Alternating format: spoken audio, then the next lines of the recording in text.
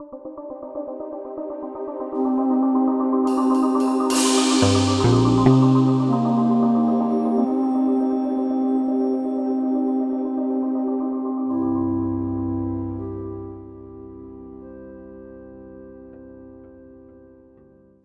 tout le monde. Bonjour, donc aujourd'hui, on avait l'élan de faire une petite vidéo. On va regarder ce solstice d'hiver 2023, toujours au travers du filtre des cycles astrologiques, pour se donner un peu la perspective pour l'année à venir et les suivantes. On va essayer de prendre ensemble un petit peu de recul pour essayer de voir qu'est-ce qui se joue par-dessous les événements visibles. Pourquoi on choisit le solstice? En fait, c'est que pour nous, au niveau symbolique, le solstice d'hiver représente le début de l'année universelle en quelque sorte pour toute l'humanité. Bien avant l'année actuelle, le calendrier actuel qui est très décalé par rapport à l'astronomie. Regarder la carte du solstice d'hiver, c'est regarder l'année symbolique que nous avons à vivre au niveau de toute l'humanité, en fait. Donc peut-être on commence par se faire un petit point de ce qui a été vécu l'année dernière, de ce qu'on avait déjà regardé ensemble. Donc voilà, là on vous affiche la carte du solstice d'hiver de l'année 2022, donc qui nous donnait un petit peu un regard sur l'année 2023 qu'on vient de vivre. Alors, vous voyez qu'on avait parlé de différentes choses, hein, vous pouvez vous référer à la vidéo précédente. Il y avait quelque chose qui se jouait de manière assez verticale, hein, dans ce solstice pour cette année 2023. Et de façon un petit peu agressive, puisqu'il y avait une verticale avec une opposition de Mars à la Lune, et sur l'axe Aldébaran, au degré exact de l'étoile Aldébaran, Mars était conjoint à l'étoile Aldébaran, et la Lune était conjointe Antares, en verticalité. Donc, ce qui montrait quelque part une recherche d'axes qui cherchait le dessein divin. On renvoie à tous nos travaux sur les cycles, et vous savez que pour nous, et Alice Bailey le confirme, en fait, il faut le dessein divin nous arrive dans le système solaire à travers l'étoile Aldébaran et est déployé par tous les cycles à partir de Pluton, par tous les grands cycles. Et là, en fait, Mars étant conjoint au milieu du ciel à l'étoile Aldébaran, on avait Mars étant le troisième maître hiérarchique du Sagittaire. On peut dire qu'il nous donnait en quelque sorte, il captait le dessein divin. Donc on peut peut-être résumer que l'année 2023 était comment l'humanité va capter dans cette année 2023 qu'on est en train d'achever, le dessein divin et comment elle va le mettre en forme et le manifester. Et donc, on va voir justement, là, on était dans la verticale, donc on était dans la captation de l'inconscient collectif, alors que on va voir que pour l'année à venir, on va passer dans une horizontale, ce qui veut dire dans une manifestation. Oui, Oui, puis puis on peut remarquer que sur toutes les lunaisons de 2023, Mars, il était important.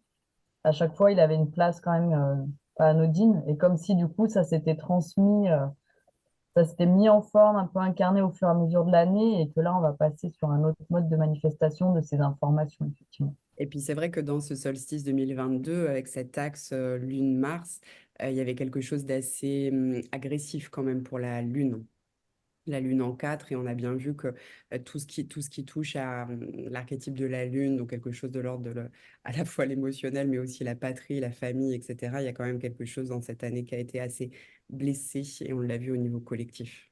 Oui.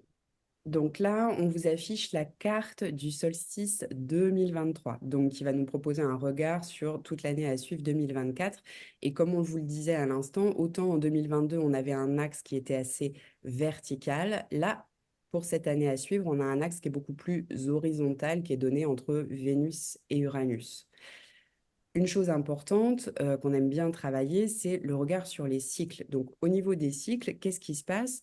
Eh bien, on est dans les phases croissantes de 4 cycles qui se sont enclenchés, qui se sont réinitialisés depuis 2020. Donc, on est dans une forme de tension croissante depuis 2020. De quel cycle il s'agit? Ben, il s'agit du cycle entre Pluton ici et Jupiter, du cycle entre Pluton et Saturne, pareil, qui s'est renouvelé en 2020, du cycle entre Saturne et Jupiter et du cycle Saturne Mars. Tout ça, c'est des cycles qui se sont déclenchés en 2020 et donc là, ils nous mettent un petit peu en tension. On les a sentis en 2023 et on va les ressentir en 2024. On va vous donner un petit peu le détail à la suite. C'est surtout le cycle Pluton-Saturne qui est à considérer. Euh, En début, c'est lui qui nous a amené la crise du Covid en 2020, mais en fait, c'est un cycle de 38 ans. Il va se renouveler qu'en 53, je crois. Et dans le poisson, justement, et c'est ce cycle-là qui est un cycle dans le Capricorne qui était de déstructuration pour une restructuration beaucoup plus conforme à la loi qui était posée. Donc, c'est ce cycle-là qui est toujours en train de nous travailler d'une manière ou d'une autre, et c'est lui qui est majeur puisque c'est le cycle le plus important de tous ces petits cycles-là. Et on croyait qu'avec la crise du Covid, on pouvait, beaucoup d'êtres sont un peu désespérés en ce moment parce qu'ils pensaient qu'après 2020-2021, qu'on était sorti du Covid, qu'on allait enfin partir vers autre chose. Il faut savoir que avant de partir vers autre chose, il faut qu'il y ait que la déstructuration soit, la déconstruction de ce qui n'est plus conforme soit assez complète avant qu'on puisse reconsidérer quelque chose de plus solide. Qu'est-ce que vous en pensez? Oui, bah, on assiste.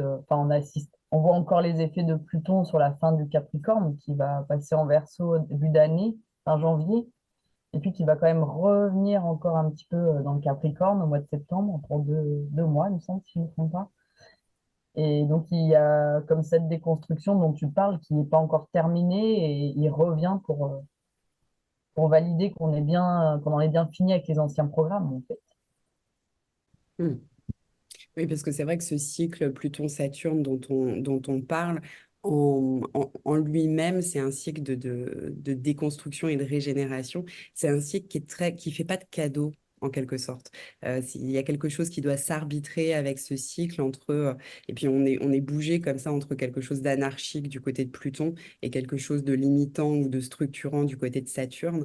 Et ça fait de ce cycle un cycle un peu c'est un peu le justicier masqué. Qu'est-ce qui est en train de se tramer en dessous et qu'est-ce qui nous est demandé? Et là, peut-être ce qu'on peut préciser, qui est quand même, qui peut-être peut être soutenant, c'est comprendre que ça se joue entre un Pluton Capricorne et un Saturne Poisson. Donc un Pluton Capricorne, tu viens d'en parler un peu, Marilyn. C'est vrai qu'il y a ce côté, on est mis au défi de toutes les anciennes structures qui doivent tomber. On est mis au devant de tous les dysfonctionnements qu'on ne voyait pas avant. Quid du pouvoir, quid des abus de pouvoir, comment est-ce que je fais autorité intérieure ou est-ce que je me laisse soumettre par une autorité extérieure? Ça pose toutes ces questions-là. Et Pluton Capricorne est en lien direct avec ce Saturne qui est entré dans les poissons. Et le Saturne Poisson, je pense que c'est quelque chose que collectivement, enfin en tout cas beaucoup d'êtres sentent et sont un peu bouleversés par ce Saturne Poisson. Peut-être on peut étayer un petit peu par rapport à ça. Qu'est-ce que ça fait? C'est-à-dire que il faut savoir qu'ils sont en destination réciproque, c'est-à-dire qu'ils se tiennent par la barbichette, si on veut parler de façon plus vulgaire.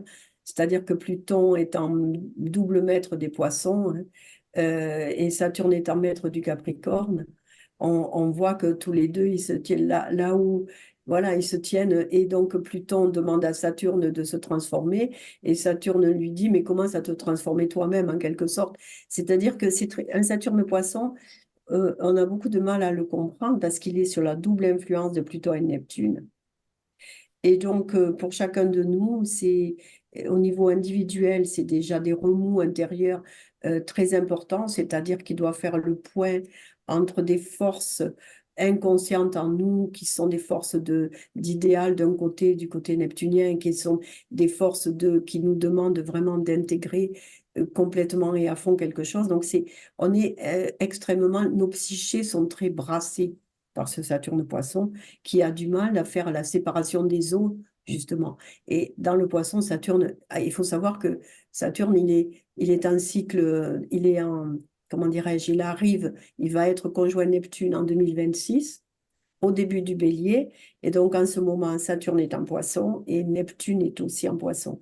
Donc, le cycle Neptune-Saturne, qui est le cycle qui, lui, peut aider à reconstruire quelque chose du cycle Pluton-Saturne, que le cycle Pluton-Saturne déstructure, ben, il est en phase balsamique, donc on est plein dans le bilan poisson, c'est-à-dire on patauge dans le bilan d'une humanité depuis 30 ans au moins. C'est-à-dire depuis 30 ans, si on revient à 30 ans, on revient au fameux cycle Uranus-Neptune dans le Capricorne de l'année 93. Et donc, ce qui fait que on est en train de faire le bilan de quelque chose qui est pas complètement posé, advenu de ce cycle Uranus-Neptune dans le Capricorne. Oui, puis ce Saturne qui fait un double travail, entre guillemets, qui tient la main à Pluton, qui est dans le même signe que Neptune, qui est premier maître des poissons. Donc, il est vraiment, il fait un travail très fort, très profond, très intense, mais qui du coup est profondément déstabilisant, enfin, en tout cas peut l'être. Et effectivement, le cycle dont tu viens de parler de 2026, qui en plus a lieu en bélier, je dis, bah là, on est en train vraiment de clore, de laisser dissoudre l'ancien, c'est très profond, très cellulaire, et que en 2026, il y aura l'émergence de ce qu'on aura, il y a la préparation de ce qui va émerger en 2026, en fait.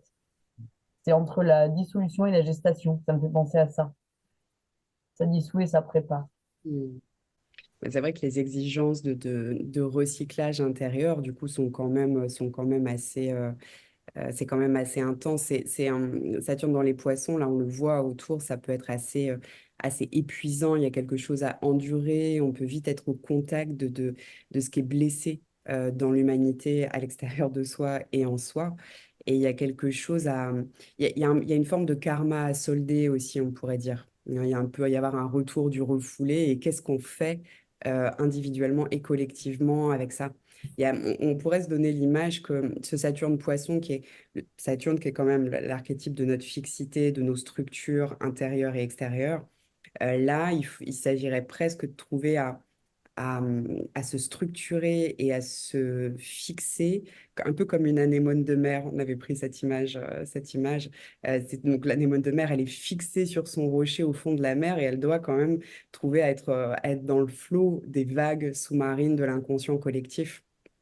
Donc, il y a vraiment cette espèce d'axe intérieur à trouver, ce qui est renforcé par l'exigence du Pluton Capricorne qui, lui, déstructure tous nos anciens modèles. Donc, quelle autorité intérieure, quel axe intérieur je me donne?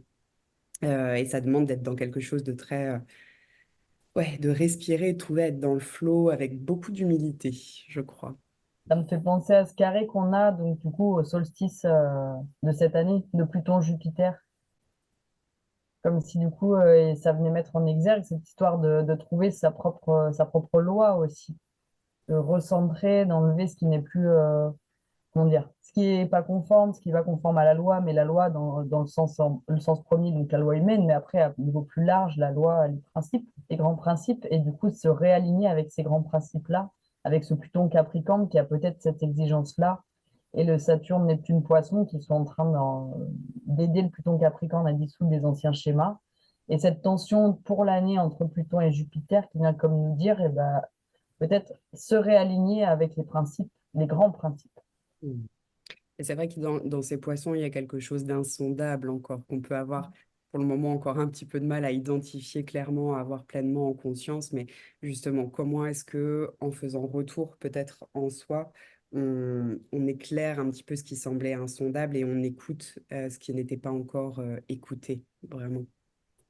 Mais on le comprendra, on l'aura compris, ce bilan, que quand Saturne aura rejoint Neptune au début du Bélier, c'est-à-dire en 2026, quand le cycle Neptune-Saturne se reformera, mais que les deux soient en même temps dans le Poisson est extrêmement puissant. Et je crois que c'est ça qui nous travaille le plus, c'est-à-dire on est amené à, à capter au maximum la sensibilité du vivant. Mm. Je dirais que dans le poisson, on est à devoir capter un amour qui va jusqu'à la compassion, donc qui est quand même assez profond, assez puissant, et qui doit toucher non seulement tous les humains, mais tout le vivant, en fait. Donc, c'est-à-dire tous les autres règnes. D'où ce travail sur le sensible, le vivant, qui est en train de se faire individuellement et collectivement, et qu'on dit de façon un peu schématique, dont on parle de façon un peu schématique à travers le dérèglement climatique, mais n'étant ni plus ni moins qu'un dérèglement de l'ordre du vivant, qui est en train de... Et là, dans le poisson, c'est l'ordre du vivant qui est questionné. Quel est l'ordre du vivant qui se questionne? Et on commencera à en voir un peu mieux en 2024, justement, quand Mars terminera son cycle avec Saturne qui était dans le Verseau, le cycle de 2022 dans le Verseau, et Saturne-Mars va refaire un cycle en avril 2024 au milieu du Poisson, à 15 degrés du Poisson. Donc là, peut-être qu'il y aura 2 années de travail sur quel est ce nouvel ordre du vivant duquel on fait partie, parce que l'humanité, avec sa fameuse intelligence collective et qui devient artificielle et compagnie, qu'on utilise de façon un peu avec manque de cœur complet, peut-être que justement, elle doit être questionnée au cœur du vivant, en fait. Le poisson, c'est l'endroit où tous les règnes de la nature communient, communiquent et sont en accord profond entre eux. Et c'est peut-être bien cet accord qu'on cherche. Ouais, ça me résonne bien ce que tu dis. Et c'est vrai qu'on pourrait aussi se donner un peu cette image de, vous voyez là dans la carte du solstice d'hiver, on a cette Vénus à l'ascendant qui fait un trigone à Neptune dans les poissons. Et Neptune dans les poissons, c'est un peu ce que tu exprimes. Je crois qu'il nous donne un peu la perspective et le goût de ce vivant, de cet ordre du vivant. Saturne, c'est la volonté. Donc, quelle est la volonté du vivant à travers nous? Et on pourrait se donner l'image là entre le Capricorne et les poissons, qu'on est en ce moment un peu passé au tamis. Vous voyez, on tamise la terre du Capricorne pour essayer peut-être d'attraper les pépites qui vont rester, que sont données par Neptune dans les poissons. Et Saturne, il fait un peu, je pense, cette espèce de tamis. Et les pépites dans les poissons, oui, c'est de l'ordre du vivant et donc de l'amour. Et les pépites dont tu parles dans le Capricorne, c'est Vénus, maître hiérarchique du Capricorne. Et donc là, en quelque sorte, on nous dit, mais sortez de l'ordre, comment dire, j'allais dire dominateur et pyramidal habituel et patriarcal du Capricorne pour entrer dans un ordre beaucoup plus vénusien, en fait, hein. Donc, cette Vénus, elle est quand même en Scorpion, elle est alignée sur Uranus. Tu viens de dire elle envoie un trigone à Neptune. Donc, il y a un travail considérable dans cette Vénus dans le Scorpion qu'on pourrait résumer par le travail d'Hercule dans le Scorpion, quoi. C'est-à-dire, on passe là de la raison à l'amour. Oui, moi je sens vraiment, on sent vraiment, en tout cas dans le solstice, cette notion du cœur. Et pour moi, c'est Vénus Scorpion qui est appelée par Uranus et Neptune. Si elle se met pas, enfin, en tout cas, si on se met pas individuellement en alignement avec le cœur, ben, on va être mis à mal, parce que le Scorpion, il va chercher un peu dans les tréfonds psychiques, tout ça. Puis Uranus et Neptune, ils nous appellent et c'est une belle énergie, mais si on répond pas à l'appel, et ben, c'est secouant. Donc il y a vraiment un appel à venir s'aligner à un cœur plus grand, plus vaste. Et comme tu dis, franchement, avec cette énergie du poisson qui vient reconnecter un peu Et au vivant, au tout. Et un collectif, parce que dans le Scorpion, c'est la maison 7 en fait, c'est la maison 7 de la croix fixe, c'est-à-dire c'est là où un nouvel ordre collectif se met en place, c'est-à-dire un ordre collectif basé sur l'amour et pas sur la raison uniquement, parce que quand on est dans la raison, on est très souvent dans la raison du plus fort. Mais tandis que dans l'amour, c'est inclusif en fait. On est dans un passage, je dirais que c'est vraiment un passage dans le Scorpion qui est en train de se faire, c'est-à-dire de changement d'une conscience de personnalité à une conscience d'âme plus inclusive, plus ouverte. Qu'est-ce que vous en pensez? Ce solstice d'hiver, on a quand même l'ascendant descendant, fond du ciel, milieu du ciel, on croit fixe, et un ascendant scorpion avec une Vénus à l'ascendant. Il y a une exigence d'initiation qui est quand même vraiment présente, qui est une initiation avant tout intérieure, avant de pouvoir faire collectif à l'extérieur.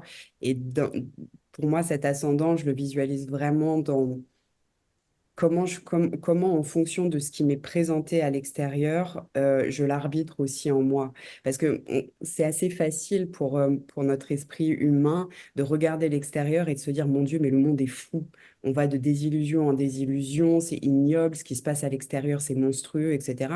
Ce qui est vrai, hein, sur un plan relatif, attention. Mais justement, qu'est-ce qu'on fait de ça? Est-ce qu'on reste à l'extérieur de soi en train de pointer euh, c'est eux, ils sont fous, ils sont machins, mais en fait, cette humanité, c'est nous. L'humanité, c'est moi. Donc, comment en moi, j'arrive à gérer et à dealer avec cette humanité dans son ombre et dans sa lumière. Et comment cet ascendant Scorpion, pour moi, c'est cette initiation d'aller regarder tout ça et de le reprendre en soi. Qu'est-ce que on, collectivement, sommes en train de nous rendre visibles à l'extérieur par tout ce qui se passe et comment je peux en moi adoucir ça et faire peut-être baisser les violences à l'intérieur même de moi pour qu'on puisse les sortir après collectivement, quoi. Ouais, puis dans toutes ces désillusions, ce qui est intéressant, c'est ce monde qui s'effondre. Il s'effondre au travers des désillusions parce que tout se met en exergue. Et par contre, c'est qu'est-ce qui reste, c'est les valeurs les plus profondes qu'on a. Et ben, si elles restent et qu'elles tiennent malgré toutes ces désillusions, quelque chose peut émerger et est déjà en cours, en fait. Peut-être qu'il faut dire que le thème que nous avons pris, on l'a fait pour Paris, pour la France. Donc ça, c'est l'année, le thème que nous proposons là, c'est le thème qui est fait pour la France, hein. On peut faire le thème pour d'autres pays. Effectivement, l'année, elle se positionne pas pareil. Mais pour ce qui est de la France, ça sera pareil à Bruxelles et donc quelque part pour l'Europe. On a cette croix fixe pour l'année qui est intéressante. Alors, évidemment, pour d'autres endroits dans le monde, c'est pas la croix fixe. Mais c'est ça qui est important pour nous, en fait.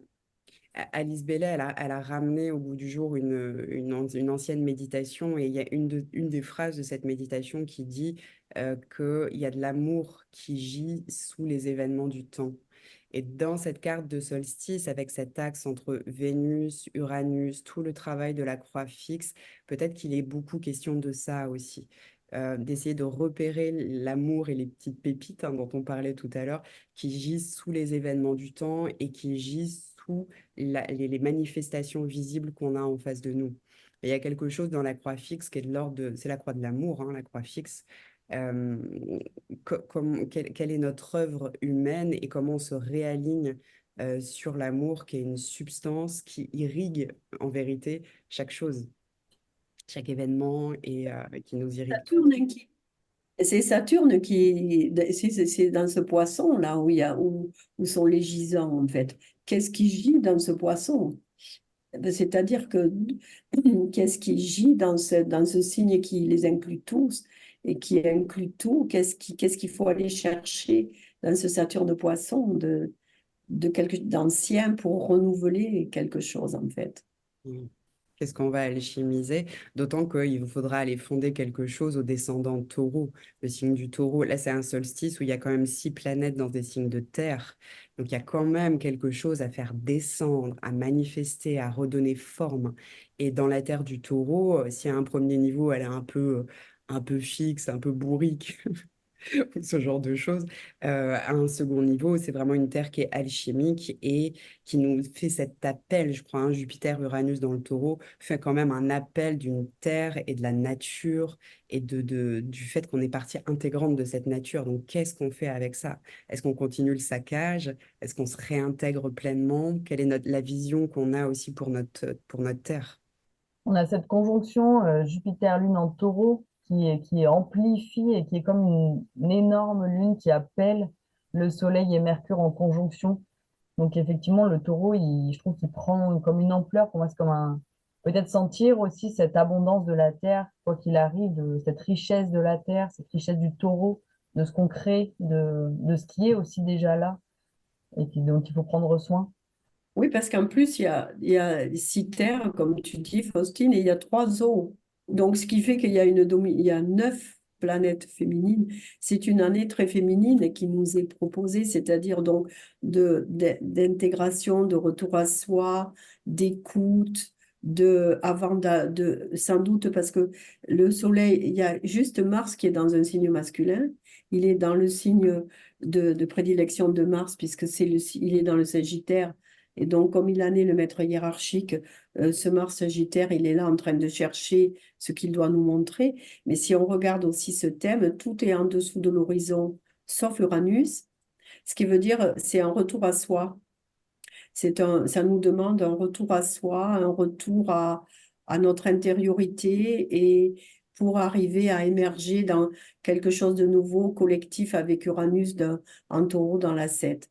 Mais c'est vraiment une année peut-être de retour à soi, certainement, au moins en attendant, on va en parler, le renouvellement cyclique d'avril. Mais jusqu'à avril, on est complètement vraiment dans ce travail du fond du ciel, avec dans le Sagittaire, le Capricorne, le Verseau, le Poisson, avant que ça réémerge dans le Bélier Taureau, il y a un retour à soi qui est demandé, Oui, c'est certainement. comme si ce Mars qui a pris les informations d'Aldébaran l'année dernière, qui a fait tout son cheminement, là, il arrive en Sagittaire, donc sinon il est en maître sacré. Et dans tout ce que tu viens de dire, moi, ce que ça m'évoque, c'est que ce Mars Sagittaire, il fait descendre cette flamme que toutes les énergies en signe réceptif reçoivent. Et comme cette idée de gestation, et qu'avec les cycles du printemps, il y a voilà, ça va prendre une forme, mais il y a ce moment du principe féminin qui va accueillir et qui va prendre le temps de mettre en forme. Hmm. Il était en carré, il revient vers Saturne, hein. Il va, il va ramener toutes les informations dans le poisson à Saturne quand ils vont refaire leur cycle dans le poisson. Et donc, il est en train là de recueillir les informations pour les amener dans le poisson à Saturne pour renouveler un cycle de 2 ans en avril, quoi, en fait. Et puis, c'est vrai on l'a déjà un peu évoqué, il y a quand même ce carré Pluton-Jupiter, donc qui est le carré croissant. Alors, le carré croissant, on l'a eu exact au printemps 2023, mais là, Jupiter va rétrograder un petit peu. Donc, il y a quelque chose de l'ordre encore de la tonalité de ce carré croissant entre Pluton et Jupiter qui est quand même assez présente sur cette année. Et pour rappel, le cycle Pluton-Jupiter, c'est un cycle qui s'est renouvelé en 2020 et qui est un cycle d'accélération des crises. C'est comme si ça amplifiait un peu l'œuvre plutonienne. Et tu parlais de richesse de la Terre tout à l'heure, Marilyn, c'est Pluton-Jupiter, il y a quelque chose de l'ordre. Comment est-ce qu'on va trouver à enrichir la matérialité après que Pluton ait fait tout ce travail anarchique? Et ça nous demande de trouver des solutions face aux changements et face aux mises en tension. On le sent parce que ça prépare, en fait, et là, on le sent moins, et on va le ressentir plus puissant, ce carré, quand Pluton sera revenu dans le Verseau à partir du 21-22 janvier de l'année nouvelle 24. Et à ce moment-là, on aura donc Pluton dans le Verseau à nouveau, enfin, même si après il va rétrograder encore en Capricorne, et Jupiter dans le Taureau. Donc là, ce carré va peut-être donner quelque chose de visible à ce moment-là. Pour le moment, le Pluton Capricorne, sans doute, nous empêche de le voir vraiment, parce qu'on est encore avec la vision d'un ancien ordre. Il y a quand même cette idée que, il y a un ordre de 250 ans qui est à renouveler, en fait. Voilà, on vit sur des valeurs universelles qui ont été mises en place il y a 250 ans et on doit faire le point. Qu'est-ce qu'on fait de ces valeurs universelles? Liberté, égalité, fraternité, qu'est-ce qu'on en fait? Comment on les incarne?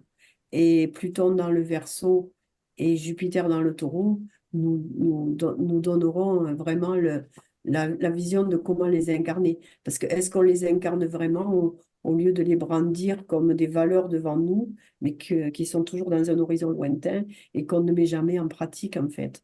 Il y a une exigence certainement de mise en pratique, non? Qu'est-ce que vous en pensez? Oui, en plus, avec les deux cycles qui arrivent au printemps, où il y en a un en poisson, un en taureau, on garde un peu cette même énergie du poisson on continue à faire le tamis, comme tu disais tout à l'heure, Faustine, et puis le taureau, qu'est-ce que je construis?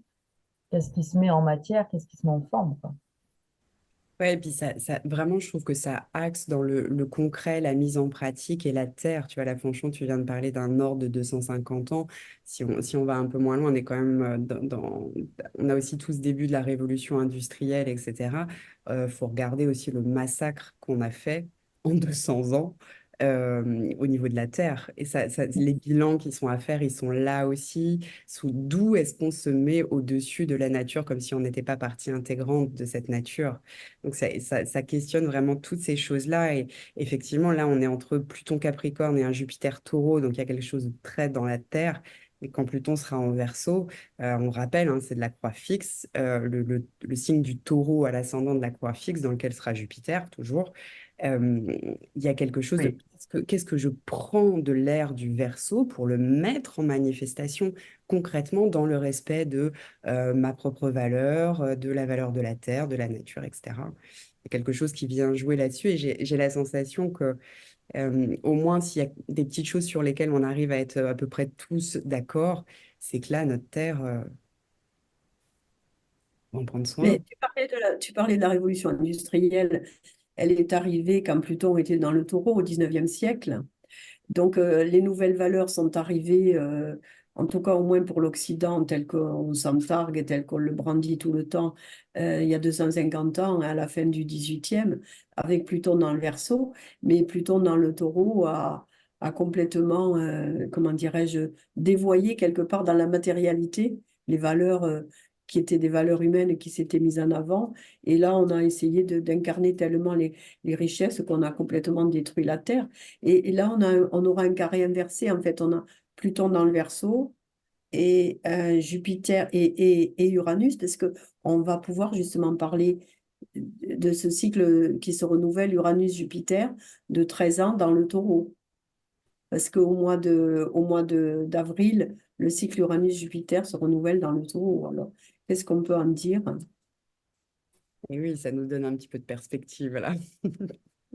Parce que sortie de l'hiver, voilà, si on veut réorganiser les choses, sortie de l'hiver fin janvier, on aura Pluton qui va passer dans le Verseau et au printemps, on aura ce nouveau cycle Uranus-Jupiter, donc en avril 2024. On a autre chose en avril 2024 aussi. Saturne-Mars à 15 du Poisson. Le cycle Saturne-Mars, qui est un cycle de 2 ans. Le dernier, il était dans le Verseau, il était de 2022. Le dernier, c'est le cycle qui a amené la guerre en Ukraine. C'est-à-dire le dernier cycle Saturne-Mars est arrivé dans le Verseau au moment de la guerre en Ukraine. Et là, on a un renouvellement Saturne-Mars dans le Poisson, 15 Poissons. Ce cycle Saturne-Mars à 15 du Poisson, il est au degré où aura lieu le prochain cycle Pluton-Saturne dans le Poisson en 2053. Donc, vous voyez, en 2005, on est dans du long terme, mais ce degré du 15 Poisson devrait être assez intéressant. C'est-à-dire, c'est sans doute la ligne de partage des eaux, là. Le Mm. 15 Poisson, on est dans la ligne de partage des eaux. Moi, j'ai entendu régulièrement que le 15 degrés de chaque signe, c'est un degré assez initiatique, où un- il y a 30 degrés dans chaque signe, donc 15 degrés, on est vraiment sur un moment charnière, un moment de bascule, donc peut-être que ce Saturne-Mars aussi, en poisson, il va nous montrer quelque chose de particulier et en lien avec des cycles plus grands. Et pour les 2 prochaines années, peut-être des choses qui vont se mettre en place. Enfin bref, on verra comment ça joue et comment ça joue dans chaque individu aussi, suivant le thème qu'on a. Mais ce degré a quelque chose de majeur et d'initiatique. Donc, il y a ce degré du 15 poissons, il nous parle de nécessité de préparer rigoureusement quelque chose de complexe au niveau social et qui peut être très dangereux si ça passe par les armes, hein, on peut le voir comme ça. Et tandis que le cycle Jupiter-Uranus, qui se renouvelle à 22 du Taureau, est beaucoup plus intéressant puisqu'il est question de soldats qui désobéissent aux ordres d'une société qui juge trop agressive. Donc, on est on est bien là dans une problématique de passage du Capricorne au Verseau du Pluton, c'est-à-dire d'un ordre dominateur, agressif, ancien, où il y en a qui ont raison sur le dos des autres, à un ordre beaucoup plus égalitaire et collectif, et surtout à une mise en pratique, parce que les valeurs, on les a posées il y a 250 ans, mais elles sont toujours pas descendues complètement, et on doit les manifester de plus en plus. Mm. Et pour le moment, ce qu'on voit, c'est que ça ne se manifeste pas terriblement bien. Alors, on est Peut-être encore. aussi toutes ces personnels qui, depuis l'année dernière, enfin, après, je ne me rappelle pas de ceux d'avant, mais déjà, en tout cas, pour parler d'ici et maintenant, elles sont appelées par des transpersonnels. On a des grands cycles qui ont eu en 2020, on a Pluton qui va passer en Verseau. Et du coup, je sens vraiment comme si on était un peu secoué pour qu'on change de paradigme, qu'on change de structure, en fait. Et du coup, c'est vrai qu'on a cette espèce de moment là où on ne sait plus bien et où on est un peu perdu individuellement, mais cet appel, j'ose espérer qu'avec tous les cycles qui arrivent, là, ici, mais aussi 2025, 2026, qui vont nous permettre de commencer à voir qu'on rentre dans ce nouveau paradigme, dans ce nouveau programme, nouveau schéma, je ne sais pas quel mot utiliser, mais Parce qu'on que va y voir plus clair. Parce que si tu veux, le cycle Pluton-Saturne, il déstructure d'abord avant de pouvoir qu'on recompose autrement. Et il faut qu'on ait les visions par Neptune. Et tant que le cycle Neptune-Saturne n'est pas complètement, on est en balsamique du cycle Neptune-Saturne. Et d'ici 2026, on continue où va se renouveler le cycle Neptune-Saturne à 1 degré du Bélier. Donc, il y a vraiment un renouveau. On sait ce qu'on perd, on voit tout ce qui est en train de sombrer, mais on ne sait pas vers où on va. Parce qu'on doit faire le bilan, comme on l'a dit, dans les poissons de ce cycle Neptune-Saturne, et on doit tamiser, n'est-ce pas, comme tu dis, Faustine. Alors, peut-être que là, il faut s'aligner vraiment sur cette opposition Uranus-Vénus. En plus, s'aligner sur l'horizontale, c'est-à-dire il faut la manifester Et la manifester dans le lien à l'autre. dans la relation à l'autre. Mm. Et je trouve ce défi d'ouvrir le cœur plus grand, bah, c'est pas simple, mais ça ouvre des belles perspectives aussi. Oui. Ça sent que Vénus est du côté de l'individu et qu'Uranus est du côté du collectif. C'est-à-dire que on doit chacun s'intégrer dans un ordre collectif plus juste Plus amoureux. et y répondre de façon individuelle par l'amour, quoi. Et dans le Scorpion, c'est vraiment l'endroit où on renonce à toute prérogative dominatrice pour rentrer dans l'acceptation de la lumière et donc de l'amour, en fait. Oui, puis enfin, en tout cas, dans le Scorpion, il y a aussi cette idée que si on lâche pas, c'est une lutte à mort, quoi. Il y a quelque chose comme ça où c'est vraiment, ça peut confronter à des grandes ombres, mais en fait, quand on lâche et qu'on laisse l'âme prendre le relais, ou si on se laisse tirer par cet Uranus, c'est vraiment pour moi, c'est cette image de se dépasser soi, c'est pas se perdre soi, c'est devenir plus grand que soi. Et c'est ce que ça m'évoque un peu, cet Uranus-Vénus en opposition.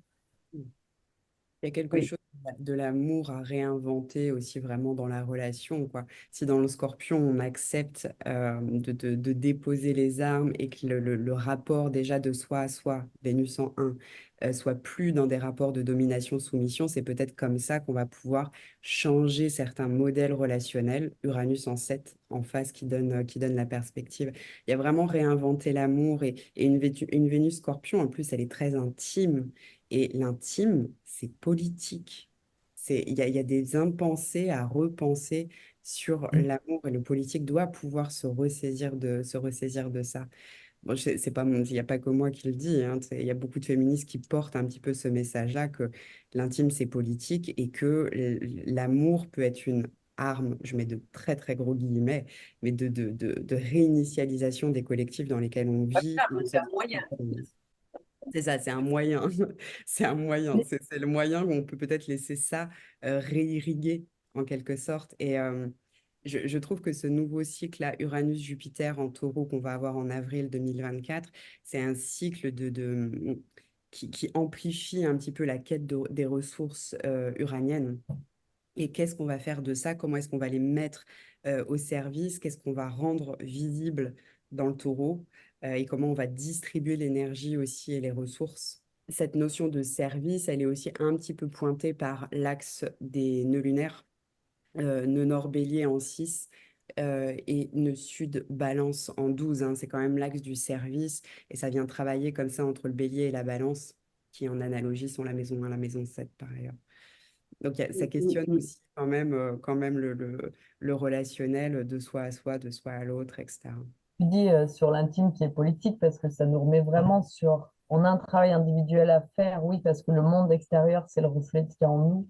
Mais tout ce qui se joue en nous, c'est aussi parce qu'on est part d'un système et que tout est systémique et que toute cette notion qu'on a eue autour de l'individualité et de l'individualisme, quelque chose de très centré sur le jeu, elle est à revoir en fait. Elle est ni bonne ni mauvaise, simplement elle a changé elle aussi enfin, de réflexion, ouais. Si vous voulez, c'est avec cet Uranus en 7 et la Vénus à l'ascendant, en tout cas pour ce qui est de du continent européen, en fait, hein. On est dans quelque chose de l'ordre d'inclusivité d'égalité, de faire quelque chose d'égalitaire, c'est-à-dire ne pas se croire super.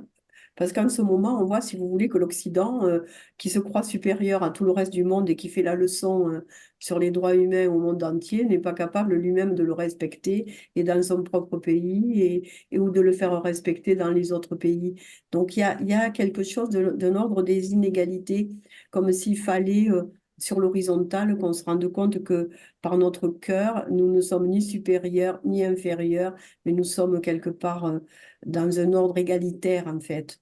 Je dis qu'entre l'ascendant et le descendant, il y a vraiment quelque chose de l'ordre des inégalités à lisser et à savoir s'intégrer dans un ordre commun et de ne pas se sentir mieux ou plus supérieur que quiconque. Qu'est-ce que vous en pensez de cette idée Tu, d'égalité? tu- tu veux dire que les hommes ne sont pas supérieurs aux femmes, l'humain n'est pas supérieur à la nature ni aux animaux, tout ça? C'est ça que tu essayes Non, de mais parce que je viens de lire un texte très intéressant d'une féministe qui explique que l'histoire de consentement, c'est un leurre, parce que les dominés sont toujours obligés de consentir à être dominés d'une manière ou d'une autre, et que l'idée de consentement est un leurre, est un leurre complet, parce que ce qu'il faut voir, c'est quel est l'ordre inégalitaire dans lequel on se situe.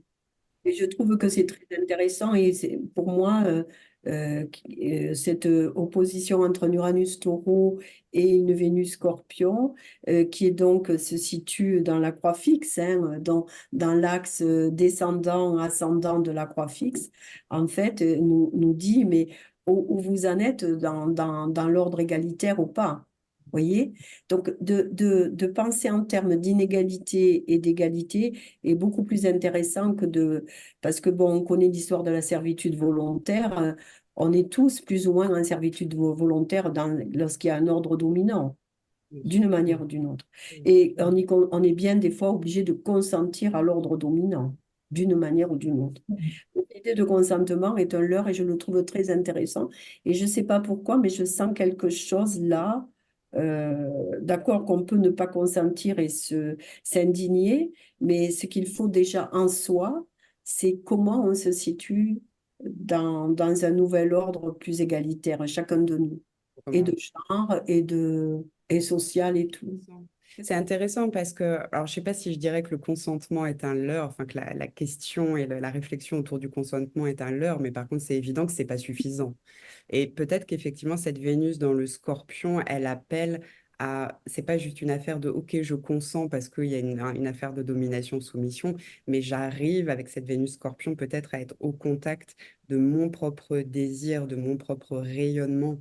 Et à partir de ça, on peut donner son accord ou pas, etc., etc. Mais on rejoint un peu cet axe des nœuds bélier-balance. Hein, dans le nœud sud-balance, il y a quelque chose, je pense, qui se travaille de l'ordre de comment j'ose le positionnement au centre de la balance, quoi, dans mon égalité intérieure, déjà. Oui, parce qu'Uranus-Vénus sont deux des maîtres de la balance. Donc, il y a quelque chose peut-être de l'ordre de ce signe qui vient nous appeler aussi et qui peut être une des clés pour accompagner dans le Scorpion. C'est je fais le mariage alchimique. Ça, en soi. Mm. Et en fait, c'est là où ça rejoint avec ce qu'on vient d'échanger, c'est-à-dire que le consentement, c'est intime, c'est-à-dire ça, c'est entre soi et soi. À quoi on consent, à quoi on sait qu'on est obligé de consentir ou pas, mais qu'on soit au clair avec ça. Et c'est l'axe bélier-balance en soi. Alors ensuite, il y a la légalité qui est autre chose, mais c'est intéressant c'est vrai que la clé, elle est certainement dans cet axe bélier-balance. Mm. Mm. C'est joli cette affaire de clarté, je trouve, entre les eaux du Scorpion et des Poissons. Hein, on a vu sur la carte Vénus en Scorpion, Trigone, Neptune dans les Poissons. C'est joli, hein, cette affaire de clarté. On retrouve notre affaire de tamis. Pourquoi on se fait secouer aussi peut-être un peu comme ça pour qu'il y ait une forme de clarté par les eaux qui sont en train de nous traverser, que ça vienne faire ce recyclage et déposer ouais, peut-être plus de clarté intérieure. Intéressant. Et si on résume l'année à venir, qu'est-ce qui doit parler? L'amour, L'amour. le cœur, Amour, gestation et début d'émergence. voilà, retour à soi et gestation effectivement jusqu'au moins mars-avril, Mm. peut-être à partir d'avril, un début d'émergence, mais d'abord accueillir en soi et faire de la clarté. Ouais. Oui, puis quand même, ce Pluton Verseau qui a déjà fait un premier passage, mais là, va être beaucoup plus long. Et du coup, voir quel éclairage il va nous apporter. Mmh. Et ça ouvre les 20 ans à venir, hein. Mm. Et puis c'est vrai qu'on a cette perspective donc en 2024 du printemps. L'année 2024, faut voir aussi si on prend encore un petit peu plus de recul au niveau des cycles, c'est que cette année 2024, elle fait presque comme un point de relais pour arriver après en 2026. Donc là, on part un petit peu plus loin, mais en 2026, il y aura quand même des événements cycliques aussi importants. On va retourner avec le sextile exa Pluton-Neptune.